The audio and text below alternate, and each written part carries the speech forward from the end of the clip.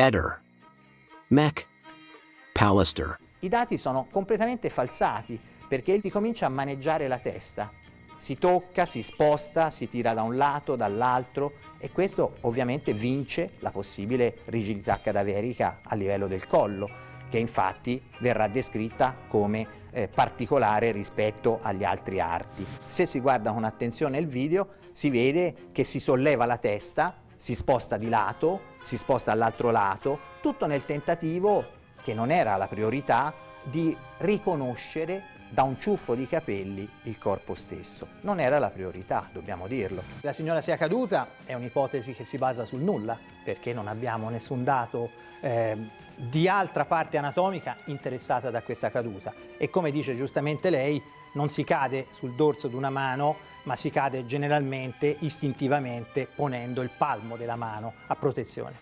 Ci sono delle foto che lo documentano e devo dire alcune di queste lesioni, per esempio quella alla palpebra superiore di destra, è descritta anche all'inizio dal consulente medico-legale e poi scompare. Ma ci sono lesioni anche alla parte labiale che sono state oggetto di prelievo e nel prelievo istologicamente si vede che c'è sangue. Quindi ci sono delle lesività che non sono minimamente state interpretate, ma neanche si è fatto il tentativo di interpretarle. A sinistra è ben visibile in una delle foto scattate durante l'autopsia che vi è una area di infiltrazione di sangue.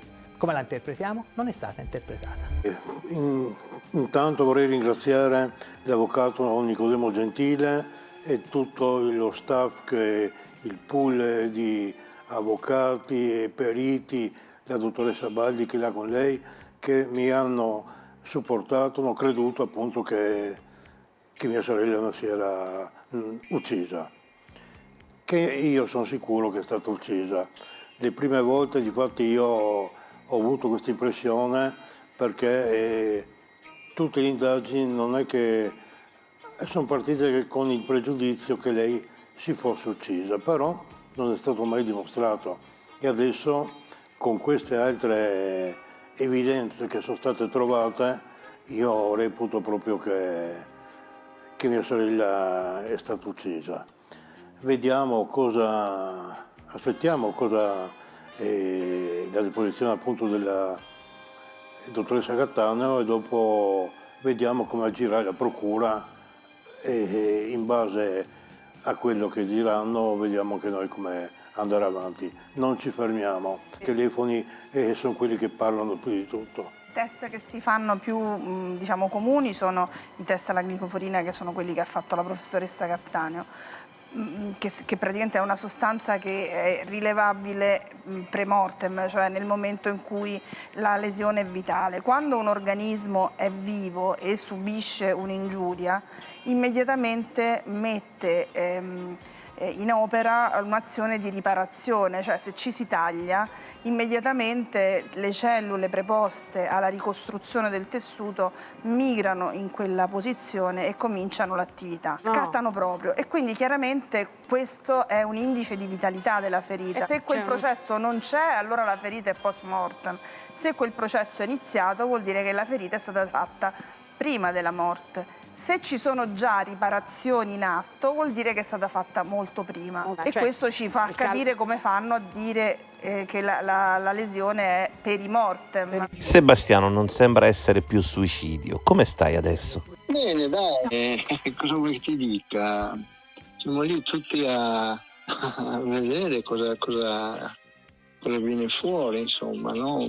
Cioè, certamente è una cosa che comunque mi ferisce, no? Capisci, mi fa star male sapere queste cose qua, insomma. Quindi, come noi abbiamo sempre detto, qualcuno avrebbe fatto male a Liliana, ma chi potrebbe essere stato? Sì, devo ricordarti che sono passati 3 anni quasi.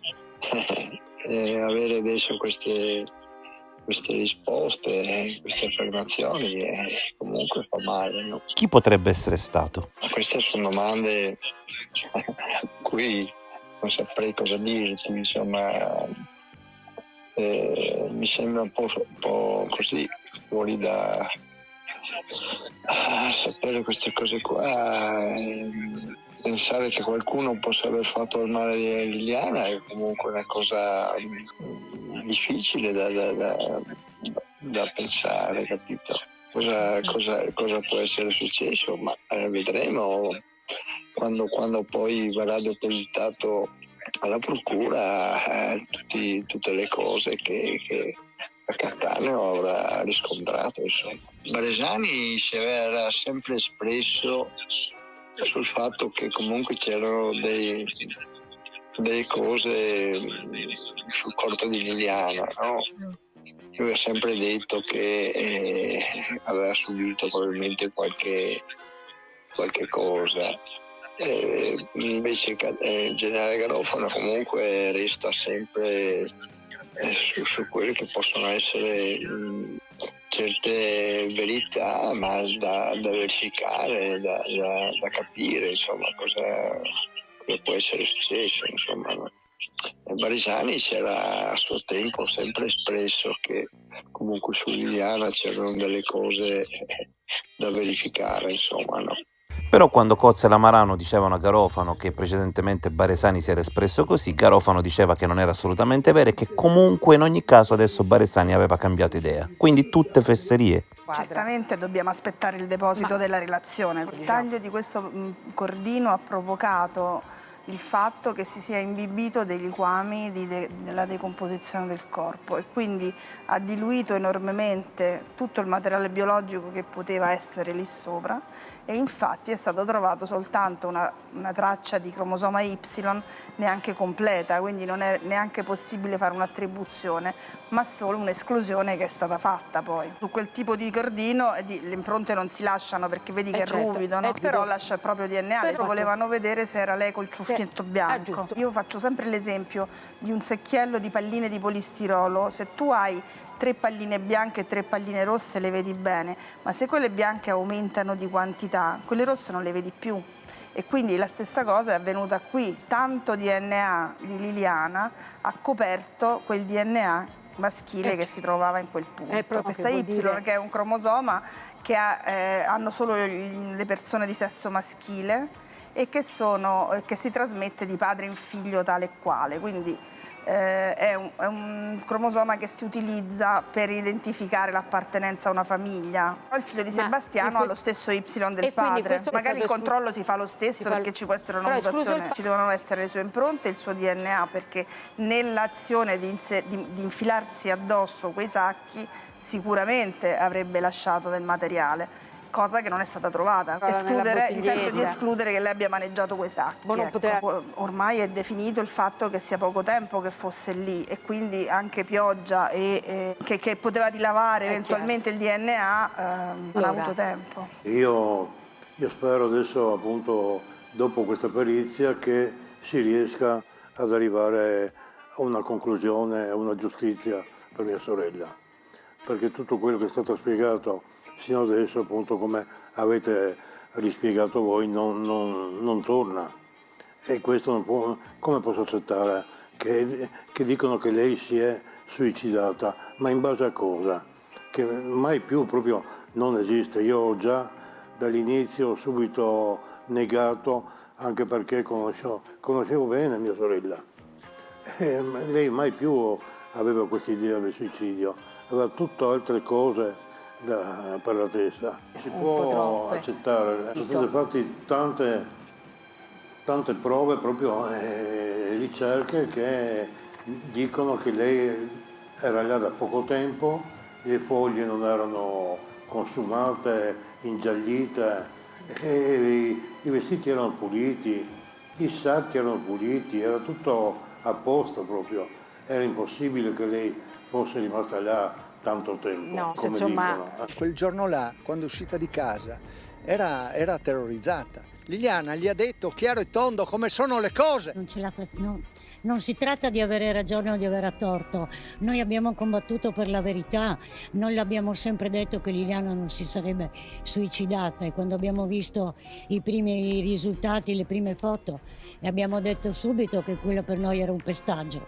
Però insomma noi non ci hanno ascoltato, finalmente qualcuno che... Sono molto sconvolto perché indubbiamente non mi aspettavo che mi desse tutto questo, una violenza fatta a mia moglie. Indubbiamente quando verrà depositato tutto in piura bisognerà che il mio avvocato abbia la possibilità di vedere cosa emerge. Comunque, a suo tempo, il mio consulente aveva già espresso il fatto che sul corpo di Liliana ci fossero delle lesioni già anni fa. Sì, beh, questo è vero perché il dottor Baresani l'aveva detto già all'inizio che non era un suicidio normale. Peccato però che Sebastiano in questi 3 anni ha cambiato versioni, non ha mai parlato di omicidio, ha sempre detto che ha fatto del male a mia moglie, ha sempre detto che si è suicidata, perciò questa lettera, questa ansia sicuramente l'ha scritta il suo avvocato, non è farina del suo sacco, almeno al mio pensiero, perché come si è comportato in questi 3 anni non mi sembra che abbia cercato la verità, perché se la cercava come andava fatto era con noi e non senza di noi, perché noi ci siamo separati da lui, diciamo così, una brutta parola, proprio perché lui non aveva nessuna intenzione né di cercarla quando era scomparsa né di far niente dopo la sua morte. A proposito, E la mia dichiarazione è stata fatta il 29 dicembre o 28-29, insomma non è che cambia, prima del ritrovamento di Liliana, quindi io non avevo nessun motivo per andare a raccontare storie, bugie come dice lui. Io sono andata perché lui dalle prime interviste ha cominciato a dire bugie, perché così si chiamano a casa mia. E a quel punto là io ho detto no, a parte che ha detto un sacco di cose contro la mia famiglia, ci ha fatti passare per dei ladri, me e mia figlia, perché loro, perché la fede, perché questo, perché quell'altro, ma no, stiamo qui a rinvangare le cose del passato. L'importante è che noi ci abbiamo messo anima e cuore e noi siamo la banda dei tenaci, perché questo è soltanto un piccolo tassello. Ci sono tante altre cose che io spero che gli inquirenti continueranno a cercare, perché il GIP ha messo 25 punti. Questo è il primo, il più importante, l'omicidio. Ad attendere l'arrivo del ministro Matteo Salvini al convegno di Trieste sulle opere infrastrutturali nel paese, c'era anche Sebastiano Visintin. All'ingresso del ministro Visintin l'ha chiamato per nome Matteo. E il leader della Lega si è girato. Gli ha dapprima mandato un bacio e poi si è avvicinato per stringergli la mano salutandolo per nome. I medici intanto escludono problemi traumatici per Claudio Sterpin anche se non sanno ancora cosa esattamente. Gli hanno detto quindi che dovrà restare ancora qualche giorno ricoverato. Io sto al massimo un altro paio di giorni e poi esco perché con tutto quello che sta uscendo fuori non posso stare qui. Ho da fare. Tanto ho già parlato con l'urologo che mi segue. Io quelle lesioni le avevo già viste nella prima autopsia. Adesso sono state analizzate. È stata notata la lesione sulla vertebra e il colpo sul costato. Un'altra ferita è sulla mano destra, come se avesse provato a difendersi. Aspettiamo che la dottoressa Cattaneo, titolare dell'autopsia, dica qualcosa su questi accertamenti. Non so come siano uscite queste anticipazioni. In ogni caso, quando ci sarà l'occasione la dottoressa Cattaneo saprà cosa dire e vedremo come si comporterà il procuratore. Le lesioni sono antecedenti la morte e già che si parli di omicidio è importante, perché partiamo da un presupposto che prima non era stato considerato. Sono state dette tante stupidaggini al quale non credeva nessuno comunque. Non so chi possa aver aggredito Lilly.